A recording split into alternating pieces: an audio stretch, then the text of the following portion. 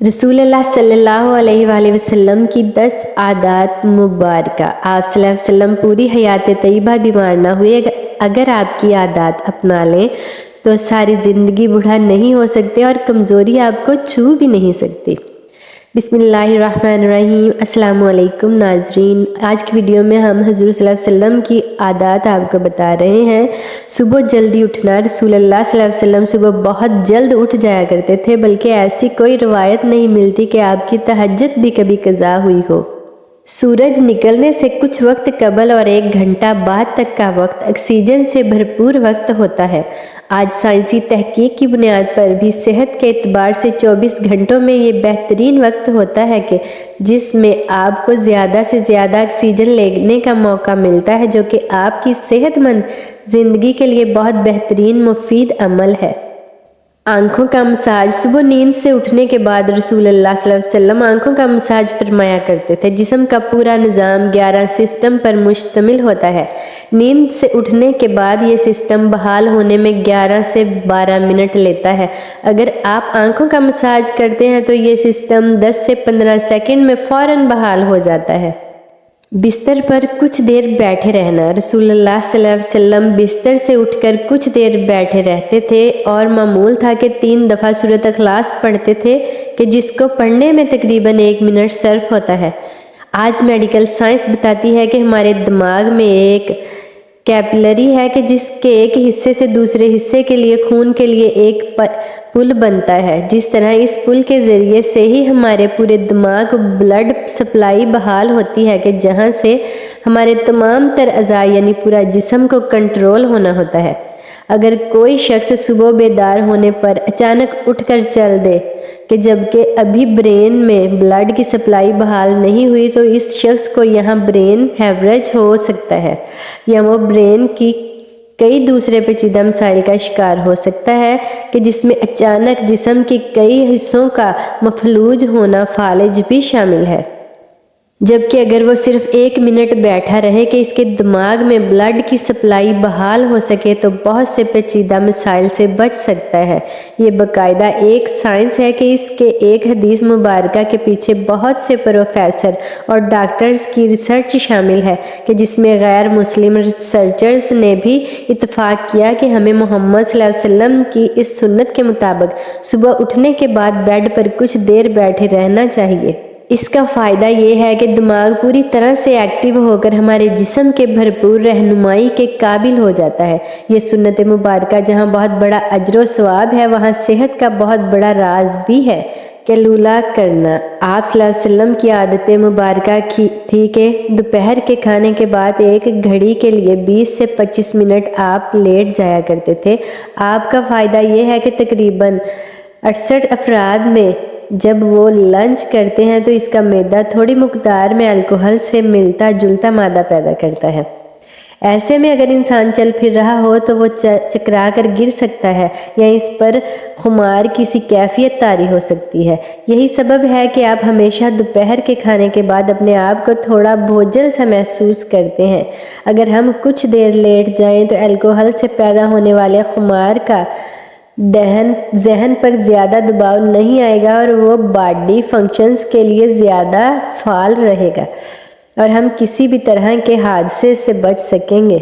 इसके अलावा भी इस सुन्नत मुबारका पर अमल ना करने की सूरत में बहुत से सेहत के मसाइल का खदशा रहता है।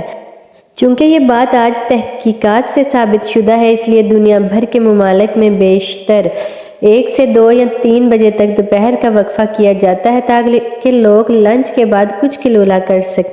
आज पूरा यूरोप रसूलुल्लाह सल्लल्लाहु अलैहि वसल्लम की सुन्नत को अमलन अपनाए हुए है और पूरे यूरोप में दोपहर 1 से 2-3 बजे तक का वक्फा होता है। इन्होंने सुन्नत रसूल पर रिसर्च की, अपनाया और हमसे कहीं ज़्यादा सेहत का म्यार रखते हैं। खाने से पहले फल नोश फरमाना। रसूलुल्लाह सल्लल्लाहु अलैहि वसल्लम हमेशा खाना खाने से पहले फ्रूट नोश फरमाया करते थे।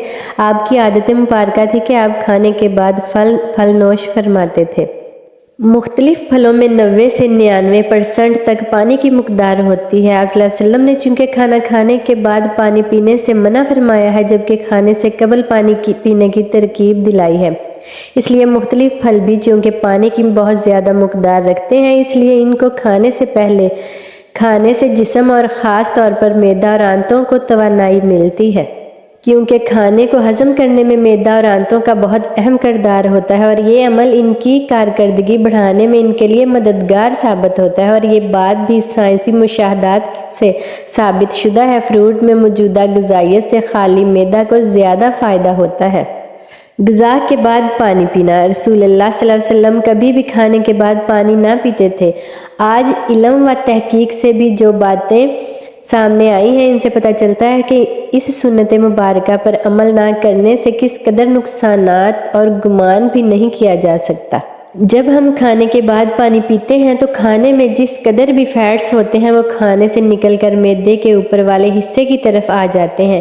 باقی کھانا ہاضمے کے دوسرے مرحلے کے لیے چھوٹی آنت میں چلا جاتا ہے۔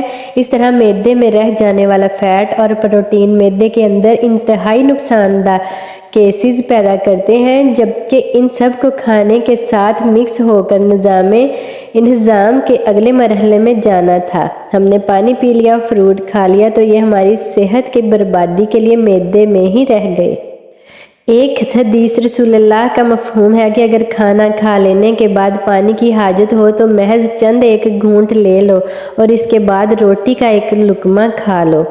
جاپانی ریسرچ نے کھانے کے بعد پانی پینے سے جو فیٹس اوپر آ رہے تھے، آپ نے جو بعد میں لقمہ کھا لیا تو فیٹس کے اوپر آنے کا سلسلہ نہ صرف وہیں رک جاتا ہے بلکہ وہ دوبارہ غذا کا حصہ بن جاتا ہے۔ اس لیے کھانا کھانے کے بعد پانی ہرگز نہیں پینا چاہیے، کہ جو پیٹ میں نہ صرف گیس، تیزابیت، بد ہضمی کا باعث بنتے ہیں بلکہ بہت سے دل کے امراض کا تعلق بھی اسی سنت مبارکہ پر عمل نہ کرنے کے سبب سے ہی ہے۔ ہم دن میں 5 فرض نمازوں کے لیے کم از کم 5 بار وضو کرتے ہیں، کیونکہ وضو کے بغیر نماز نہیں ہوتی، اور منہ، ناک، ہاتھ، بازو، سر اور پاؤں دھوئے بغیر وضو نہیں ہوتا، یعنی دن میں 5 بار ہم جسم کے ان اعضاء کو دھوتے ہیں۔ وضو میں ہم جسم کے تمام ظاہری اعضاء دھوتے ہیں جن پر مٹی اور کاربن لگ جاتے ہیں۔ آج سائنسی مشاہدات یہ بات ثابت کرتی ہے کہ جسم کے جن اعضاء پر مٹی یا کاربن لگ جاتی ہے تو اگر ان کو صاف نہ کیا جائے اور وہ جسم کے اس حصے پر زیادہ دیر لگے رہیں تو ان اعضاء اور دماغ کا کنیکشن کمزور ہو جاتا ہے، یعنی جسم کا اعصابی نظام کمزور ہو جاتا ہے، چونکہ وہ مسلسل دماغ کو یہ ایک پیغام بھیج رہے ہوتے ہیں کہ جسم پر کوئی چیز آ گئی ہے اور ان کی صفائی کا اہتمام کیا جائے۔ اگر ایک شخص صبح منہ دھوتا ہے اور اس کے بعد شام میں آ کر دھوتا ہے تو اس کے اعضاء اور دماغ کا تعلق کمزور پڑ جاتا ہے کہ جس میں بعد میں وہ بہت سے اعصابی مسائل کا شکار ہو سکتا ہے۔ اسلام کم از کم دن میں 5 بار آپ کے اعضاء کی صفائی کا بندوبست کرتا ہے، اور جمعہ کے روز ناخن، ناف، بغلوں کے غیر ضروری بال کاٹنے سمیت مکمل صفائی کا اہتمام کرتا ہے، اس لیے جمعہ کا غسل مسلمان پر واجب ہے۔ رسول اللہ نے نہ صرف ایسا کرنے کا حکم فرمایا بلکہ یہ سب آپ کی سنت مبارکہ کا حصہ بھی ہے۔ رسول اللہ صلی اللہ علیہ وسلم ایک اور عادت مبارکہ یہ تھی کہ آپ رات جلدی سو جایا کرتے تھے۔ عموماً آپ نماز عشاء کے فوراً بعد سو جاتے تھے، یعنی رات جلدی سونا اور صبح جلد اٹھنا آپ کے معمولات میں شامل تھا۔ ہماری بائیولوجیکل واچ جو ہمارے پورے جسم کے نظام میں منظم کرتی ہے، جب یہ باہر اندھیرا دیکھتی ہے تو یہ آپ کے جسم کو سونے کا سگنل دے دیتی ہے۔ جسم کو تیاری کے لیے یہ 1.5 سے 2 گھنٹے کا ٹائم دیتی ہے کہ اس وقت تک آپ لازمی سو جائیں۔ نوٹ کیجئے کہ نماز مغرب اور نماز عشاء میں بھی تقریباً اتنا ہی دورانیہ ہوتا ہے۔ اس کا فائدہ یہ ہوتا ہے کہ آپ کے جسم کے اندر بائیولوجیکل واچ کے تحت ایک ڈاکٹر جاگ جاتا ہے جو آپ کے پورے جسم کو مینٹیننس کرتا ہے۔ اگر کہیں زخم آ گیا تو وہ ریپیئر کرے گا، اگر جگر یا کسی اور اعضاء میں مشکل ہے تو اس پر کام کرے گا۔ بلکہ سونے کے بعد سب سے پہلے جگر پر ہی کام ہوتا ہے، اور جو جگر کے مریض ہیں ان کے لیے یہ رائے بھی ہے کہ جہاں وہ اپنا علاج کر رہے ہیں وہ اپنی جگہ لیکن اپنے نیند کے نظام کو بہتر کر کے اپنے جسم کے ڈاکٹر کو علاج کرنے کا موقع دیجیے۔ پھر اس کے اثرات دیکھیے۔ رات 10 بجے سے 12 بجے تک جگر اور اس کے ارد گرد کے اعضاء کی مینٹیننس ہوتی ہے۔ اس کے بعد درجہ بدرجہ پورے جسم کی مینٹیننس ہوتی ہے، اور یہ عمل روزانہ کی بنیاد پر ہوتا ہے۔ اللہ رب العزت نے آپ کے جسم میں ایک آٹومیٹک نظام رکھا ہے، اور یہ نظام تب کام کرتا ہے جب آپ جلدی سونے کی عادت اپناتے ہیں۔ عہد جہالت میں عربوں میں ایک رواج تھا کہ رات کے کھانے کے بعد ان کے ہاں شعر و شاعری اور دیو ملائی کہانیوں کی محفلیں ہوتی تھی جو رات گئے 2 بجے تک چلتی رہتی تھی، اور اس ماحول میں رسول اللہ کا رات جلدی سونا بھی ان کے نزدیک ایک قابل اعتراض عمل تھا۔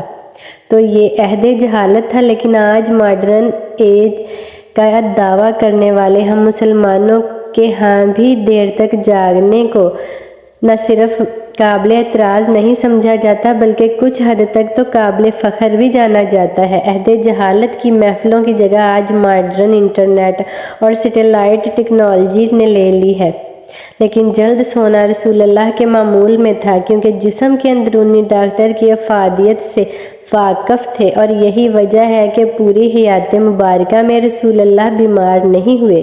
مسواک کرنا۔ رسول اللہ صلی اللہ علیہ وسلم مسواک کو بہت پسند فرماتے تھے، اور خصوصاً دن میں 5 دفعہ ہر نماز میں وضو کے ساتھ تو ضرور اس کا اہتمام فرماتے تھے۔ اس کے علاوہ بھی جب گھر تشریف لاتے، کسی محفل میں حاضری سے پہلے غرض ہر موقع پر مسواک کا اہتمام کرتے اور مسواک کو بہت محبوب رکھتے۔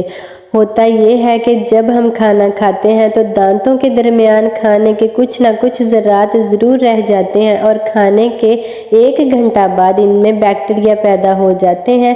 محسوس کیجیے گا کہ دانتوں میں رہ جانے والے ذرات 2 گھنٹوں پر نرم ہو جاتے ہیں، اور اس کی وجہ سے یہ بیکٹیریا ہی ہیں۔ اس لیے ہمیں کہا گیا ہے کہ کھانے سے پہلے، سونے سے پہلے، بعد مسواک کا اہتمام کیا جائے، ورنہ یہ آپ کے ہارٹ اٹیک کا بھی سبب بن سکتی ہے۔ آج امریکہ اور مغربی ممالک میں صبح اٹھتے ہی بغیر دانت منہ صاف کیے کھانے پینے کا رواج عام ہے، جو ان میں طرح طرح کی بیماریوں کا سبب بن رہا ہے۔ آسٹریلیا کی ایک یونیورسٹی نے ہارٹ اٹیک کی 500 مریضوں پر ریسرچ کی، اور انہوں نے جہاں اور بہت سی وجوہات بیان کی، وہاں ایک کامن وجہ یہ بھی سامنے آئی کہ یہ لوگ ٹوتھ برش کرنے کے عادی نہ تھے، جس کے سبب ان کے دانتوں میں جمع میل پیٹ میں جا کر اس قدر ملٹی پلائی ہوا کہ وہ ہارٹ کی آرٹریز کا بلاک کرنے کا سبب بنا۔ ان کو ہارٹ اٹیک کا اصل سبب ان کے دانتوں کا میل تھا، جبکہ ہمیں رسول اللہ صلی اللہ علیہ وسلم مسواک کی اس حد تک تلقین فرمائی ہے کہ ایک موقع پر فرمایا، اگر امت پر بھاری نہ ہوتا تو یہ امت پر مسواک کو فرض قرار دے دیتا۔ آج کے ماڈرن سائنس یہ ثابت کر چکی ہے کہ جن لوگوں کو مسواک یا ٹوتھ برش زیادہ کرنے کی عادت ہوتی ہے، ان کو غصہ کم آتا ہے، اور وہ اکثر ٹھنڈے مزاج پرسکون رہتے ہیں۔ جس شخص کو زیادہ غصہ آتا ہو، بلڈ پریشر اکثر ہائی رہتا ہو، طبیعت میں بے چینی ہو، تو وہ زیادہ سے زیادہ مسواک کیا کریں۔ 2-3 ماہ میں ہی وہ اس کے حیران کن معجزات اثرات پائے گا۔